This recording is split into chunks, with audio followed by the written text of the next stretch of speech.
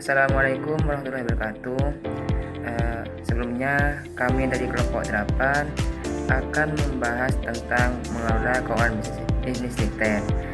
Ya, sebelum itu perkenalkan, nama saya Alfian Aditya Putra dan rekan saya Novia Rizky yang akan menjelaskan tentang mengelola keuangan bisnis retail. Sebelum kita masuk ke materi, kita ke pengantarnya itu dulu, yaitu bisnis retail adalah kegiatan menjual produk secara langsung kepada konsumen akhir. Dalam bisnis retail, pengelolaan keuangan menjadi faktor penentu agar usaha tetap berjalan sehat dan menguntungkan. Ada 3 aspek utama yang wajib dipahami dalam pengelolaan bisnis retail, yaitu laporan penjualan, margin keuntungan, dan cash flow atau arus kas. Pertama, yaitu laporan penjualan. Laporan penjualan adalah catatan yang berisi data transaksi penjualan dalam periode tertentu, entah itu harian, mingguan, atau bulanan. Laporan ini menjadi dasar untuk menganalisis kinerja penjualan dan menentukan strategi bisnis ke depannya.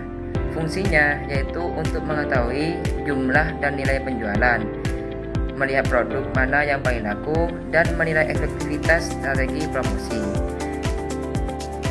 Selanjutnya yaitu komponen laporan penjualan. Pertama itu ada tanggal transaksi waktu penjualan dilakukan. Yang kedua itu nama produk atau SKU atau jenis barang yang dijual. Yang ketiga yaitu jumlah terjual atau banyaknya unit barang yang laku. Selanjutnya yaitu ke margin keuntungan atau profit margin. Pengertiannya yaitu margin keuntungan merupakan selisih antara pendapatan dari penjualan biaya yang dikeluarkan untuk menghasilkan barang tersebut. Dengan kata lain, ini adalah ukuran seberapa besar laba atau keuntungan yang diperoleh dari setiap penjualan. Jenis margin. Adapun ada jenis-jenis margin. Yang pertama itu margin kotor atau gross profit margin atau GPM, yang berfungsi untuk mengukur selisih antara penjualan bersih dan harga pokok penjualan atau HPP. Rumusnya yaitu margin kotor sama dengan penjualan bersih dibagi HPP. Maksud saya penjualan bersih dikurangi HPP dibagi penjualan bersih dikali 100%. Yang kedua yaitu margin bersih atau net profit margin atau NPM. Margin ini digunakan atau berfungsi untuk mengukur laba bersih setelah semua biaya operasional, pajak, dan bunganya dikurangi. Rumusnya yaitu margin bersih sama dengan laba bersih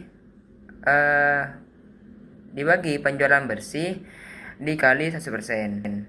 Mungkin hanya itu, sekian dari saya sendiri. Selanjutnya materinya akan dilanjutkan oleh rekan saya. Terima kasih. Baik, selanjutnya saya akan menjelaskan tentang cash flow. Cash flow sendiri adalah catatan keluar masuknya uang dalam bisnis dalam periode tertentu.